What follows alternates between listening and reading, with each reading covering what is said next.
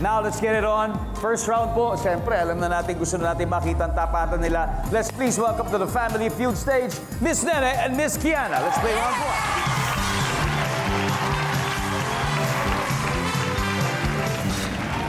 Good luck. Narito ang tanong, top 5 answers are on the board. Anong madalas na ginagawa ng aso na hindi ginagawa ng pusa? Go! Tumahol. Tumahol! Top answer. Play. Miss Kiana, Play. pass or play? Play po, play. Play. Balik muna tayo. Let's go, Miss Kiana. Mix, na itong tanong, anong madalas na ginagawa ng aso na hindi ginagawa ng pusa? Tumahol. Ay, oo nga, tama. Pero nandun na. Okay lang yan. Brian, anong madalas ginagawa ng aso na hindi ginagawa ng pusa? Matulog. Matulog! Ang pusa ba? Ano? Antukin? Aso, laging tulog eh. Ang aso laging tulog, no? Matulog, sabi! The OGs, time to huddle. Ito na. Alright, Jimboy. Kailangan makuha mo to, naka 2 strikes na pare. Anong madalas ginagawa ng aso na hindi ginagawa ng pusa? Mag-jogging. Kasama ko lagi mag-jogging yung aso. Jogging. Okay. Mag-cardio. Cardio. Hindi, sa bagay, tama yan. Kasi ang aso, grabe yung energy niyan. Kailangan mo talaga ubusin. Yes po, opo. Mag-jogging or mag-cardio. Nandyan ba yun? Uy, wala. Alright. Eto na, chicks. Ano kaya? Anong madalas ginagawa ng aso na hindi ginagawa ng pusa?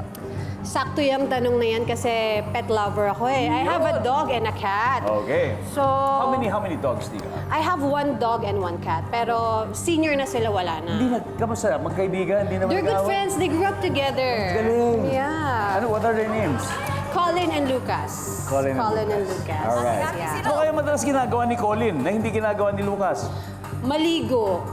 Maligo! Yes. Because cats, how do they take a bath? Cats are afraid of water. They just lick themselves. Di ba? Yes, Parang they yun na yung- clean themselves on They their clean own. themselves. On their own eh.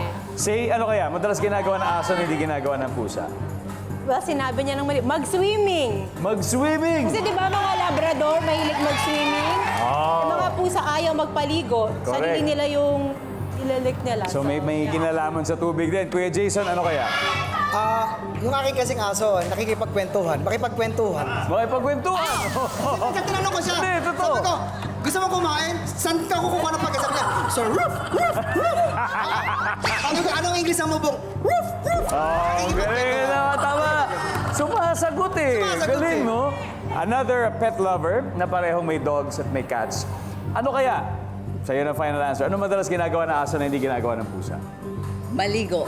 Maligo! Ando na tayo. Nandiyan po ba ang maligo to get this round 1 survey says...